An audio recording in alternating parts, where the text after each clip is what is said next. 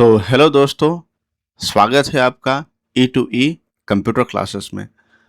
आज हम एक नया सीरीज स्टार्ट करने वाले हैं और उस सीरीज का नाम है एक्सेल जीरो टू जॉब। इसमें एक्सेल बिल्कुल स्टार्टिंग से बिल्कुल जीरो से सिखाई जाएगी, जिससे आपको जॉब आसानी से मिल जाए। और जब जॉब मिल जाए तो मिलने के बाद आप उसमें कैसे आसानी से वर्क कर पाओ, इसके बारे में ये सारा सीरीज चलेगा।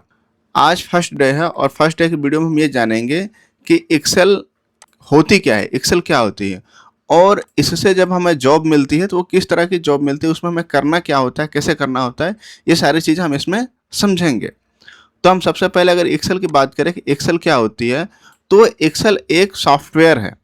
एक्सेल क्या है? एक सॉफ्टवेयर है जिसमें हम डेटा को लिख सकते हैं, कैलकुलेट कर सकते हैं और ऑर्गेनाइज कर सकते हैं। मतलब डेटा लिख सकते हैं, कैलकुलेट कर सकते हैं, ऑर्गेनाइज कर सकते हैं। पहले ज़माने में क्या होता था कि जैसे इस तरह के हम कॉपी पर रो और कॉलम मतलब लाइन खींच खींच कर डेटा लिखा जाता है। जैसे आप देखोगे इस तरह से जो डेटा लिखा गया है। तब आधुनिक ज़माने में क्या हुआ कि जब रजिस्टर का काम कम हो गया, रजिस्टर के बदले में हम कंप्यूटर का यूज़ करते हैं। तो जब हम कंप्यूटर पर डेटा बनाते हैं तो इस तरह से ये बने बनाई ही सीट हमें मिल जाते हैं। मतलब इस तरह से हमें रो और कॉलम बनाने नहीं पड़ते, ये बने बनाई ही मुझे ऐसे एक्सेल में मिल जाते हैं, जिससे हमें जो भी डेटा मैनेज करना होता है, जो रो और कॉलम में जो डेटा मैनेज की जाती है, वो काफ़ी आसानी से हम एक्सेल में मैनेज कर सकते हैं। तो इस तरह से आप एक सिस्टमेटिक वे में कह सकते हो कि एक्सेल एक सॉफ्टवेयर है जिसमें हम डेटा को लिख सकते हैं, कैलकुलेट कर सकते हैं, ऑर्गेनाइज कर सकते हैं, मतलब डिलीट भी कर सकते हैं, ऐड भी कर सकते हैं, ये सारा हम काम कर सकते हैं। और थोड़ा सा हम टेक्निकल भाषा में बात करें तो किस तरह का सॉफ्टवेयर है, तो एक्सेल एक एप्लीकेशन सॉफ्टवेयर है। और फिर ये एक स्प्रेडशीट प्रोग्राम है। स्प्रेडशीट प्रोग्राम का मतलब क्या होता है कि ऐसा प्रोग्राम जिसमें टेबुलर फॉर्मेट में डेटा को हम मैनेज कर पाएँ। टेबुलर फॉर्मेट मतलब रो और कॉलम में। जैसे आप देखोगे तो ये हमारा इस तरह से जो ये कॉलम है और ये रो है, इस फॉर्मेट में हम डेटा को लिख सकते हैं, मैनेज कर सकते हैं। तो इसको हम स्प्रेडशीट प्रोग्राम कहते हैं। तो अब हमें ये समझ में आ गया कि एक्सेल होता क्या है। अब हम ये बात करते हैं कि अलग-अलग जो कंपनियाँ होती हैं वो स्प्रेडशीट प्रोग्राम अलग-अलग बनाती हैं। जैसे अगर आप माइक्रोसॉफ्ट में यूज़ करोगे तो एक्सेल होता है। गूगल के अगर आप ऑनलाइन शीट यूज़ कर रहे हो तो वहाँ शीट होता है। एप्पल में नंबर होता है और लिब्रा ऑफिस में कैल्क होता है। इस तरह से अलग-अलग जो सॉफ्टवेयर कंपनियाँ होती हैं वो अपना एक स्प्रेडशीट प्रोग्राम का नाम अलग-अलग देती हैं। तो माइक्रोसॉफ्ट वालों ने इस प्रोग्राम का नाम दे दिया एक्सेल। तो हमें एक्सेल सीखने की ज़रूरत पड़ती है और मैक्सिमम जॉब में ये यूज़ आता है। अब हम ये समझते हैं कि जॉब में कैसे यूज़ होता है। जैसे मान लो कि अगर आप एक शॉपिंग कॉम्प्लेक्स में काम करते हो जहाँ पर सामान खरीदा और बेचा जाता है, तो अगर आपको ये डेटा मेंटेन करना हो कि क्या सामान आया, क्या सामान बिक गया, कितना सामान बच गया, ये सारा हिसाब किताब हमें रखना पड़ता है। ये हम एक्सेल में काफ़ी आसानी से रख सकते हैं रो एंड कॉलम में। जैसे इस तरह के रो कॉलम में हम काफ़ी आसानी से रख सकते हैं। इसी तरीके से अगर हम स्कूल की बात करें तो स्कूल में कितने स्टूडेंट हैं, कितने स्टूडेंट प्रेजेंट है, कितने अब्सेंट है, कितने रोज आते हैं, कितने रोज नहीं आते, कितने की फीस जमा हुई है, कितनी की फीस जमा नहीं हुई है। फिर स्कूल में जब मार्कशीट बनता है कितने नंबर का स्टूडेंट कितने रोल नंबर के स्टूडेंट कितना नंबर पा गया, कौन सा स्टूडेंट सबसे ज़्यादा नंबर आया है।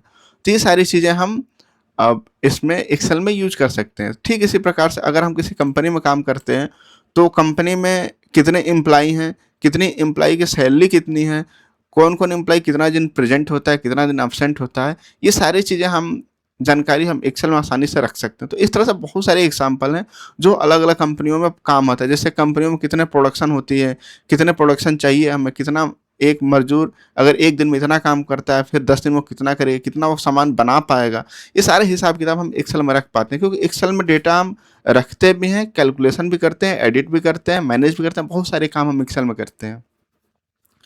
अब लोगों को ये लगता हो कि ये जब हम इतना काम एक्सेल में होता है तो एक्सेल काफ़ी मुश्किल होता हो काम करना। ऐसा कुछ नहीं है।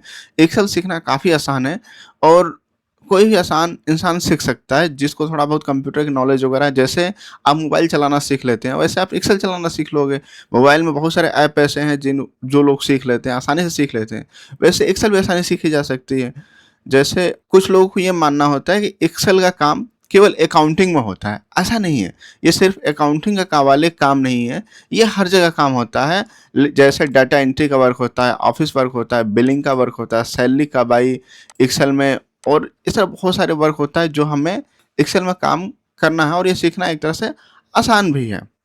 तो ये हमारा फर्स्ट तो अब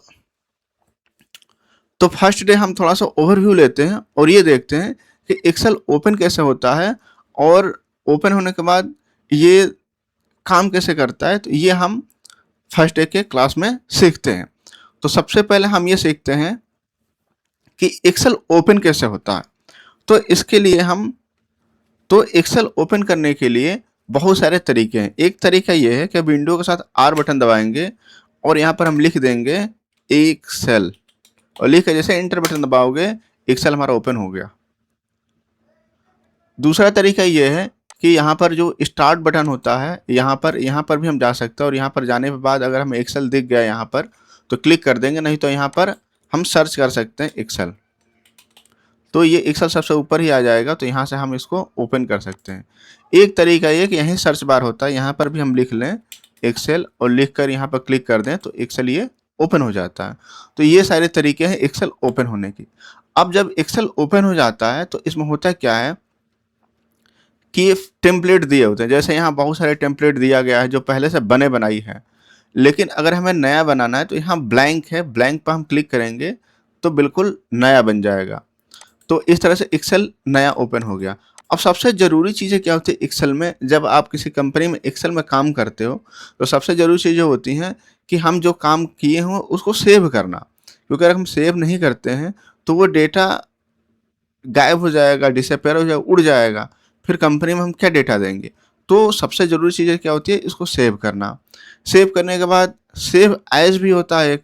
सेव एज क्या होता है, जैसे पहले से जो डेटा बने बनाई है उसको अगर हम उसी डेटा को किसी और नाम से सेव करना चाहें, दूसरे नाम से सेव करना चाहें, तो हम सेव एज का यूज़ करेंगे। तो हम बाकी ये सारी चीज़ें हम एग्जाम्पल में समझेंगे। तो अब जैसे आप समझ गए एक्सेल ओपन कैसे होता है, अब हम समझते हैं कि एक्सेल को सेव कैसे करना होता है। जैसे हम फाइल में जाएंगे, फाइल में जाने के बाद यहाँ सेव पर क्लिक करेंगे तो यहाँ पर दिखाता है किस लोकेशन में हमें सेव करना है। जैसे इसी कंप्यूटर में सेव करना है तो हमें दिस पीसी पर क्लिक करेंगे, दिस पीसी में जिस ड्राइव में अगर हम सेव करना है उस ड्राइव में हम सेव करेंगे, और अगर मान लो हमें डेस्कटॉप पर सेव करना है तो डेस्कटॉप पर क्लिक कर देंगे। किस नाम से सेव करना है ये भी हम यहाँ पर डिसाइड कर देंगे, उस नाम से हम सेव कर देंगे। जैसे मैंने यहाँ पर रमेश नाम से इसको सेव कर दिया। अब जैसे सेव किया आप देखोगे ये रमेश नाम से सेव हो गया, यहाँ दिखने लगता है जिस नाम से आप सेव करते हैं। तो अगर हमें कभी रिनेम करना होगा या फिर कभी हम सेव करेंगे, सेव एज करेंगे, जिस नाम से फाइल रहेगी वो यहाँ पर दिखने लगेगा। अब यहाँ पर बुक 1 दिख रहा था, लेकिन जैसे मैंने रमेश नाम सेव किया ये रमेश नाम दिखने लगा। अब थोड़ा सा हम कुछ सीख लेते हैं। जैसे इधर का ये जो चीज़ें होती हैं ऐसे जो बनी होती है, ये हमारा होता है कॉलम, इसको हम कॉलम कहते हैं। और ये कॉलम नेम होता है, जैसे ए होता है, बी होता है, सी होता है, ये कॉलम होता है, कॉलम हेडिंग। इस तरह से ये रो होता है, आप इसको देखोगे रो होता है। अब हम क्या करेंगे कि एक फाइल बनाएंगे और उस फाइल में हम नाम लिख देंगे, एड्रेस लिखेंगे, मोबाइल नंबर लिखेंगे, 3 चीज़ लिखेंगे, और फिर से हम सेव और सेव एज करने की कोशिश करेंगे। जैसे अगर मैं यहाँ पर लिख दूँ नेम, नेम लिख दिया और टैब बटन दबाएंगे। टैब बटन से हम आगे इस तरह से बढ़ सकते हैं, और शिफ्ट के साथ टैब दबाएंगे तो हम पीछे आ सकते हैं। तो इस तरह से हम यूज कर सकते हैं। फिर यहाँ पर अगर मैंने एड्रेस लिख दिया और यहाँ पर मोबाइल नंबर लिख दिया, मोबाइल, ठीक है। इसको थोड़ा सा हम इसको सिलेक्ट करके यहाँ से हम बोल्ड भी कर सकते हैं, और यहाँ से हम इसको थोड़ा कलर चेंज कर सकते हैं क्योंकि ये हेडिंग जैसा लगे। और यहाँ से हम चाहें तो इसका थोड़ा सा फॉन्ट भी बड़ा कर सकते हैं ऐसे। अब जैसे नेम में भरता चला जाएगा, जैसे राम का मान लो लोकेशन है नोएडा, एड्रेस नोएडा है, मोबाइल नंबर कुछ भी भर सकते हो आप। फिर इस तरह से श्याम है, श्याम का एड्रेस मान लो मथुरा, और मोबाइल नंबर जो भरना है भर दो।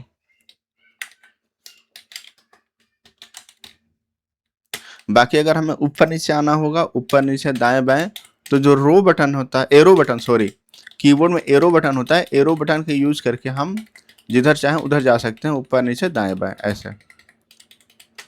अब जैसे है सीता, सीता का एड्रेस क्या है, जैसे दिल्ली, मोबाइल नंबर कुछ भर दो, फिर उस तरह से लिख दो गीता, गीता का एड्रेस कहाँ है, बलिया, और कुछ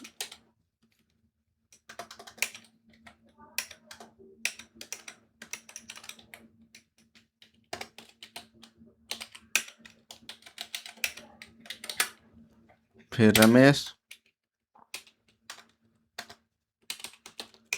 रमेश का एड्रेस है गोरखपुर, और फिर जो लिखना लिख दो। और जैसे हमने लिख दिया, और जब हम कंट्रोल एस बटन दबाएंगे, कंट्रोल एस बटन, या फिर जाकर फिर से अगर हम सेव कर देंगे तो दोबारा सेव करने के लिए नहीं मांगे। क्यों? क्योंकि हम एक बार यहाँ पर सेव कर चुके हैं, तो इसलिए दोबारा सेव करने के लिए नहीं मांगता। लेकिन जो भी आप अपडेट करते हो, कंट्रोल एस करते रहोगे तो सेव होता रहेगा। नहीं तो जो आज मॉडर्न आजकल के जो एक्सेल आ रहे हैं या फिर ऑनलाइन वाले जो एक्सेल आ रहे हैं, वो ऑटो सेव होते हैं। जैसे हम लिखते चले जाओगे ऑटोमेटिक सेव होते जाएंगे। अब इसको मैं अगर बंद कर दूं, जैसे मान लो यहाँ से मैं इसको क्लोज कर दूं, और दोबारा अगर आप इसको देखोगे, जो देखो ये आप मैंने डेस्कटॉप पर सेव किया था, यहाँ आ गया। फिर मैं इसको अगर क्लिक करता हूँ, देखो सेम चीज़ आ गई, कोई गड़बड़ी नहीं हुई। अब सेव एज क्या होता है कि जैसे मान लो कि ये चीज़ें मैंने लिखी, इसके अलावा मैंने कुछ और चीज़ें लिख दी या नहीं लिखी, जो भी है, जैसे यहाँ पर दीपक, सॉरी,